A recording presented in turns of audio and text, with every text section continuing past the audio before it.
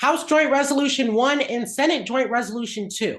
They are two separate pieces of legislation with the same goal, to require 60% of the electors, voters, to approve any constitutional amendment in the state of Ohio. And that is not sitting well with the Lucas County Board of Commissioners, as well as a few groups in the area. That's why on Monday, they gathered for a press conference to share their message to residents, which is their belief that the voices of the people are under attack.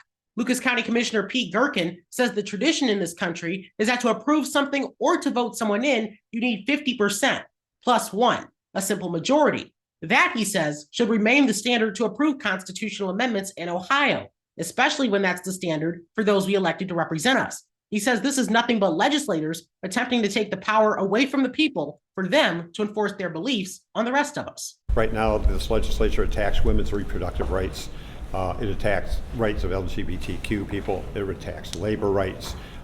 So there is a broad base of a restriction of people's rights that generally is coming from this assembly. And now it's reached a level it's going to take everybody's ability to choose how their government forms away. Now, House Joint Resolution 1 is actually co-sponsored by Joshua Williams, a state representative from Northwest Ohio.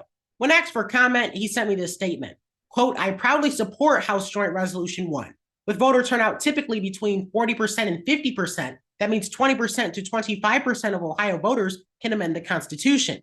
This has resulted in Ohio being a prime target for outside organizations interested in pushing their national agenda here in Ohio.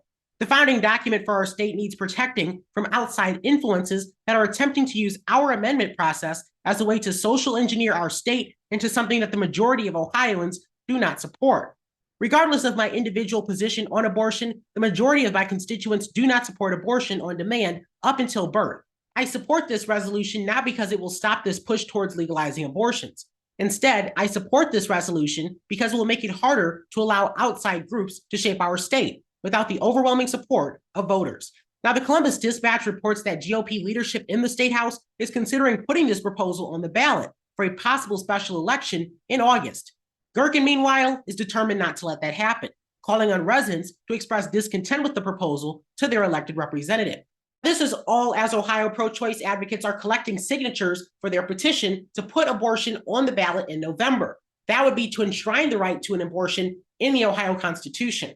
Reporting in Toledo, I'm Jaden Jefferson.